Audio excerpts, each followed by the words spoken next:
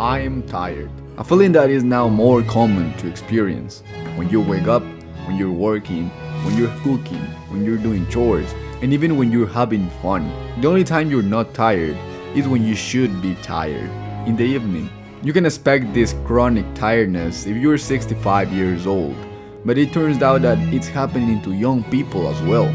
I was like that, and after a quick research, I found out, as you might guess, to fix it, you have to sleep, exercise, and eat healthily. But those are things I was already doing. But was I doing them right? Well, I was not, and probably neither do you. So let's talk about some tips and how actually eliminate this tiredness. And by the end of this video, you'll know how to do it in the right way.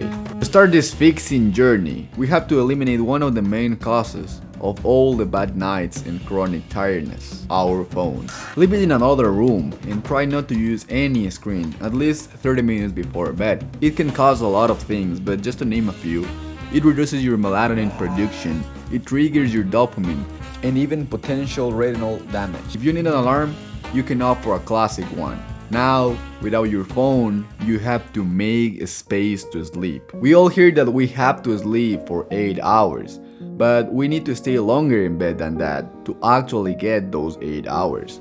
For example, I personally need between 20 or 30 minutes to fall asleep. So making a space to fall asleep is a key point to actually get those hours. Now that you're in bed, ready to sleep, it's super important to have darkness. Melatonin, the hormone that helps us fall asleep, is regulated by light exposure. So make your room as dark as possible. You don't want any light to ruin your sleep, especially at 6 or 7 a.m. when you are still in bed and the sunlight gets into your window. To avoid it, you can put a thick black blanket on your window, or like my case, I pull this thing down and it makes my room completely dark. Breathe properly. Humans have shifted from the natural state of nasal breathing to chronic mouth breathing. And it turns out that this is bad, and it could cause a lot of problems. Other than just waking up with a disgusting taste in your mouth, it can also lead to snoring, sleep apnea, and much more. An awesome book that explains all these is Breathe by James Nestor, if you want to learn more about it. So incorporate nasal breathing to your sleep.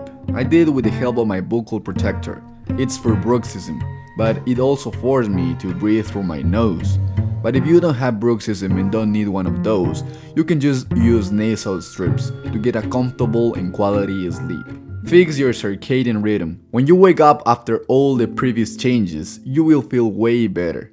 But to make this a habit and do it easily, you have to fix your circadian rhythm, which basically is your biological clock inside your body that controls when you are asleep and when you are awake, and is regulated by light. That means trying to get natural light in the morning just before waking up. Taking a 10-minute walk if you can, or just go out to the balcony to get all the daylight of the morning.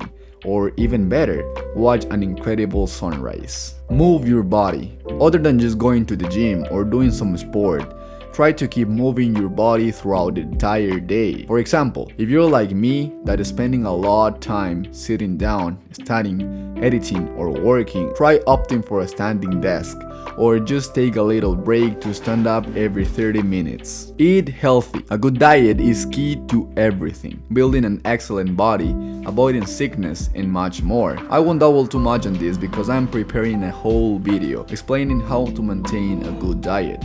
But in general, eat as little as possible of added sugars.